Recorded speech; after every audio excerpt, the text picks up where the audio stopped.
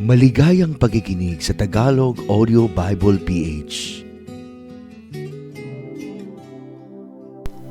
Marcos Kapitulo 9. At sinabi niya sa kanila, "Katotohanang sinasabi ko sa inyo, may ilan sa nakatayong ito na hindi matitikman sa anumang paraan ng kamatayan, hanggang sa makita nila ang kaharian ng Diyos na dumarating na may kapangyarihan."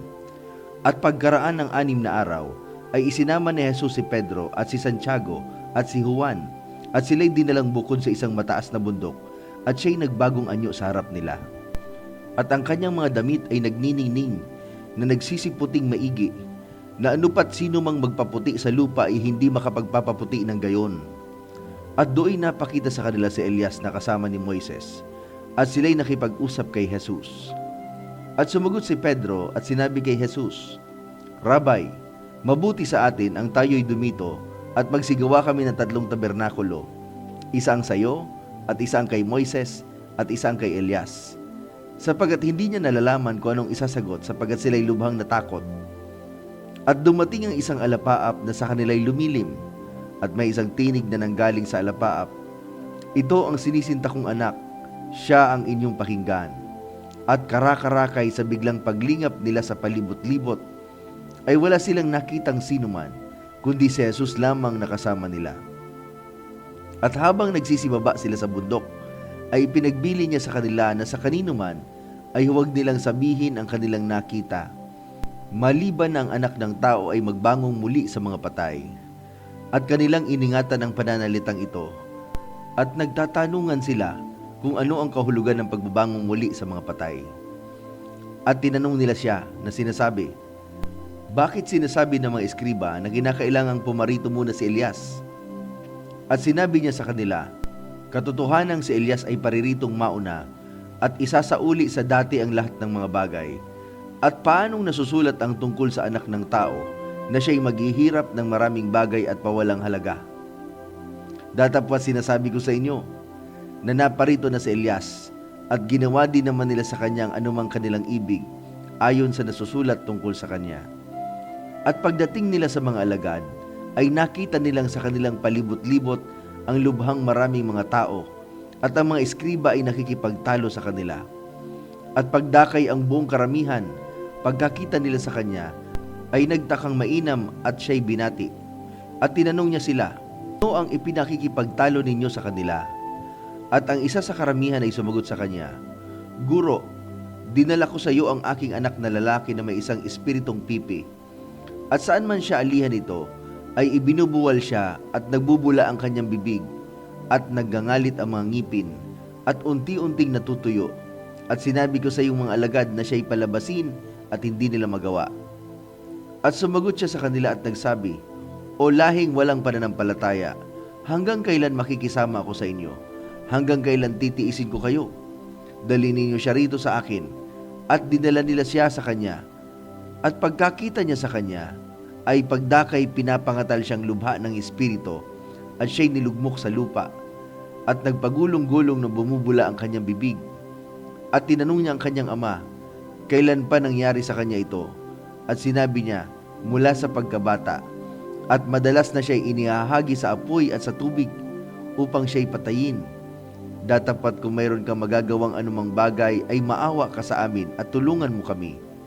At sinabi sa kanya ni Jesus, "Kung kaya mo, ang lahat ng mga bagay ay may pangyayari sa kanya na nananampalataya." Pagdakay sumigaw ang ama ng bata at sinabi, "Nananampalataya ako, tulungan mo ang kakulangan ko ng pananampalataya." At nang makita ni Jesus na dumaragsang tumatakbo ang karamihan, ay pinagwikaan niya ang karumal-dumal na espiritu na sinasabi sa kanya, "Ikaw bingi at piping espiritu, iniuutos ko sa iyo na lumabas ka sa kanya, at huwag ka nang pumasok na muli sa kanya." At nang makapagsisigaw at nang siya'y mapangatal na mainam, ay lumabas siya, at ang bata'y naging anyong patay. Ano pat marami ang nagsabi, siya'y patay. Datapwat hinawakan siya ni Jesus sa kamay, at siya'y ibinangon, at siya'y nagtindig. At nang pumasok siya sa bahay, ay tinanong siya ng lihim ng kanyang mga alagad, "Paano ito na siya'y hindi namin napalabas?" At sinabi niya sa kanila, "Ang ganito ay hindi mapapalabas ng anuman, maliban sa pamamagitan ng panalangin." At nagsialis sila roon at nagdaan sa Galilea, at ayaw siyang sino mang tao ay makaalam niyaon, sapagkat tinuruan niya ang kanyang mga alagad at sa kanila'y sinabi, ibibigay ang anak ng tao sa mga kamay ng mga tao, at siya'y papatay nila, at pagkapatay sa kanya ay siyang magbabangong muli pagkaraan ng 3 araw. Ngunit hindi nila naunawa ang sabing ito, at natakot silang magsipagtanong sa kanya.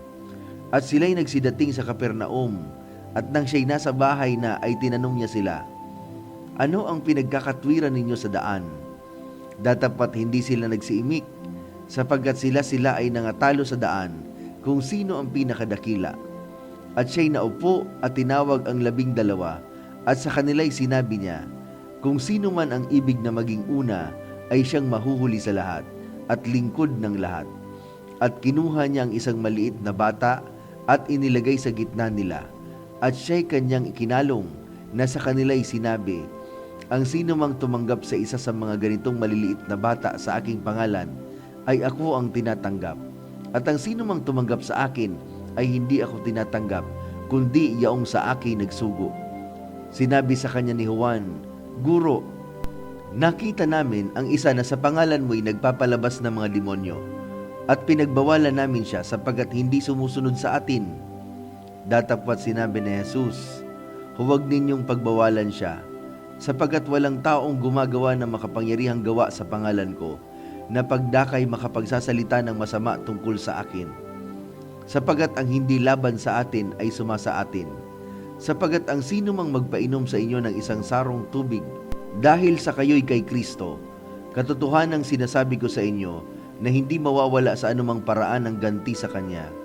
At ang sino mang magbigay ng ikatitisod sa maliliit na ito na sumasampalataya sa akin, ay mabuti pa sa kanya kung bitinan ang kanyang liig ng isang malaking gilingang bato at siya'y ibulid sa dagat. At kung ang kamay mo ay makapagpapatisod sa iyo, ay putulin mo. Mabuti pa sa iyo ang pumasok sa buhay na pingkaw, kaysa may 2 kamay kang mapa sa impyerno, sa apoy na hindi mapapatay, na dooy hindi namamatay ang kanilang uod at hindi namamatay ang apoy. At kung ang paamoy makapagpatisod sa iyo, ay putulin mo. Mabuti pa sa iyo ang pumasok ang pilay sa buhay kaysa may 2 paa kang mabulid sa impyerno, na dooy hindi namamatay ang kanilang uod at hindi namamatay ang apoy. At kung ang mata mo'y makapagpatisod sa iyo, dukutin mo.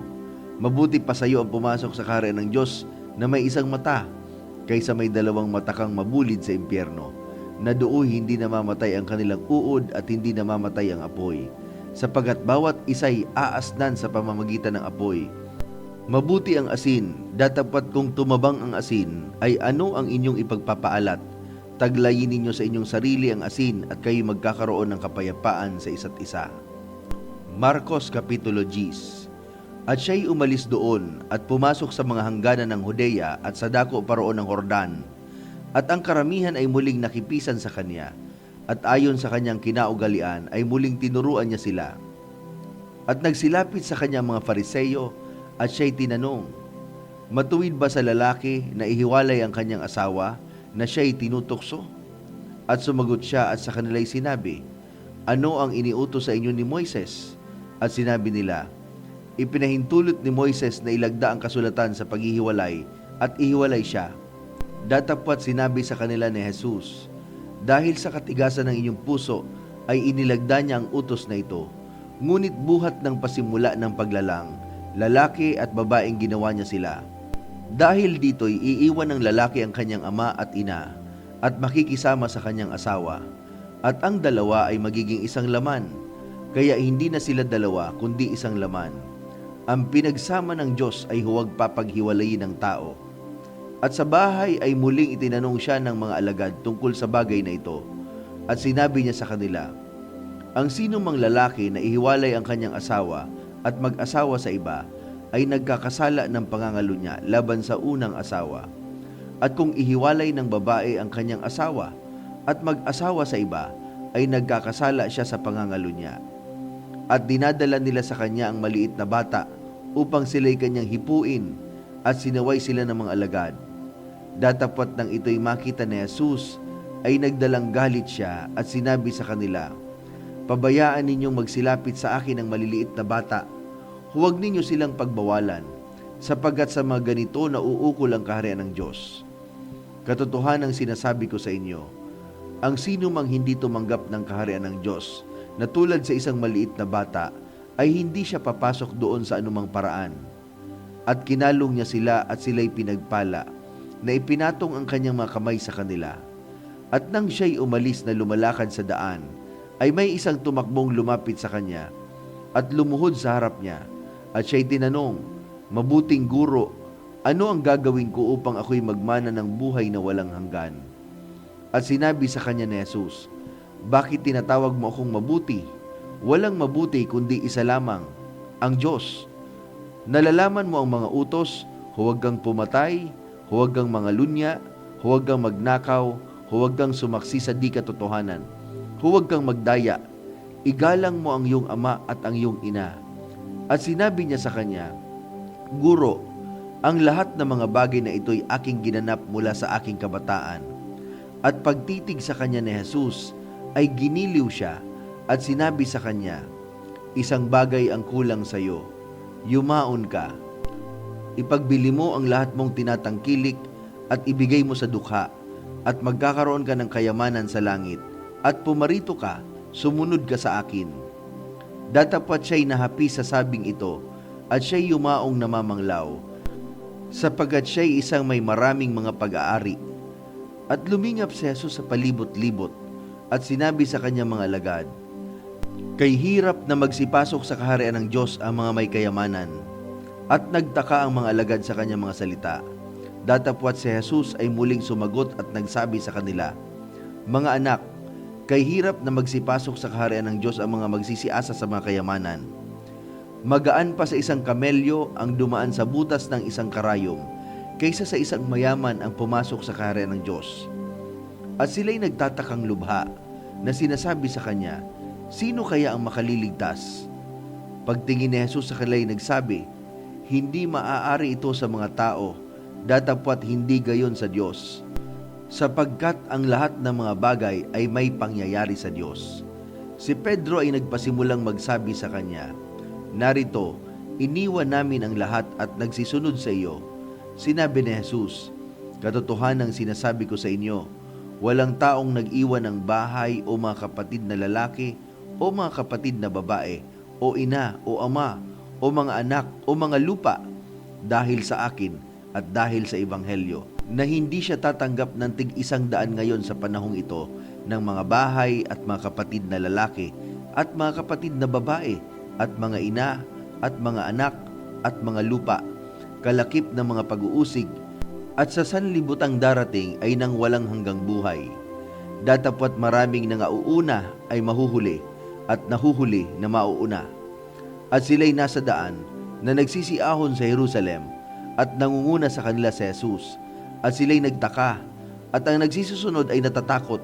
At muling kinuha niya ang 12 at nagpasimulang sinabi sa kanila ang mga bagay na sa kanya'y mangyayari, na sinasabi, "Narito, nagsisiahon tayo sa Jerusalem, at ibibigay ang anak ng tao sa mga pangulong saserdote at sa mga eskriba, at siya'y kanilang hahatulang patayin, at ibibigay siya sa mga hintil, at siya'y kanilang aalimurahin, at siya'y luluraan, at siya'y hahampasin, at siya'y papatayin, at pagkaraan ng 3 araw ay magbabangon siyang muli."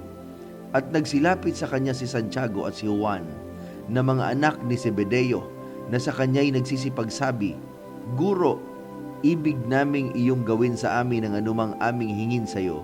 At sinabi niya sa kanila, "Ano ang ibig ninyong sa inyo'y aking gawin?" At sinabi nila sa kanya, "Ipagkaloob mo sa amin na makaupo kami, ang isa'y sa iyong kanan at ang isa'y sa iyong kaliwa, sa iyong kalwalatian." Datapwat sinabi sa kanila ni Jesus, "Hindi ninyo nalalaman ang inyong hinihingi. Makaiinom ba kayo sa sarong aking iinumin? O mababautismuhan ba kayo sa bautismo na ibabautismo sa akin?" At sinabi nila sa kanya, "Kaya namin." At sinabi sa kanila ni Jesus, "Ang sarong aking iinumin ay iinuman ninyo, at sa bautismo na ibabautismo sa akin ay babautismuhan kayo. Datapwat ang maupo sa aking kanan o sa aking kaliwa ay hindi ako magbibigay. Datapat yaon ay para sa kanila na mga pinaghahandaan. At nang marinig ito ng 10, ay nagpasimula silang magalit kay Santiago at kay Juan. At sila'y pinalapit ni Jesus sa kanya. At sa kanila'y sinabi, nalalaman ninyo na yaong mga inaring mga pinuno ng mga hintil ay nagpapanginoon sa kanila, at ang sa kanila'y mga dakila ay nagsisigamit ng kapamahalaan sa kanila. Datapwat sa inyo ay hindi gayon. Kundi ang sino mang ibig na dumakila sa inyo ay magiging lingkod ninyo. At ang sino man sa inyo ang mag-ibig manguna ay magiging alipin ng lahat. Sapagkat ang anak ng tao rin naman ay hindi naparito upang paglingkuran, kundi upang maglingkod at ibigay ang kanyang buhay na pangtubos sa marami. At nagsidating sila sa Jericho, at habang nililisan niya ang Jericho na kasama ng kanyang mga alagad at nanlubhang maraming mga tao, ang anak ni Timeo, si Bartimeo na isang pulubing bulag, ay nakaupo sa tabi ng daan. At nang marinig niya na yaoy si Jesus na Nazareno, siya'y nagpasimulang magsisigaw at nagsabi, Jesus, ikaw na anak ni David, mahabag ka sa akin. At siya'y pinagwikaan ng marami upang siya'y tumahimik. Datapat siya'y lalong sumisigaw, ikaw na anak ni David, mahabag ka sa akin. At tumigil si Jesus at sinabi, tawagin ninyo siya. At tinawag nila ang lalaking bulag na sinasabi sa kanya, lakasan mo ang iyong loob, ikaw ay magtindig. Tinatawag kanya. At siya, pagkatapon ng kanyang balabal ay nagmadaling tumindig at lumapit kay Jesus. At sumagot sa kanya si Jesus at sinabi, ano ang ibig mong gawin ko sa iyo? At sinabi ng lalaking bulag, nais kong tanggapin ang aking paningin. At sinabi sa kanya ni Jesus, humayo ka ng iyong lakad, pinagaling ka ng iyong pananampalataya. At pagdakay tinanggap niya ang kanyang paningin at siya'y sumunod sa kanya sa daan.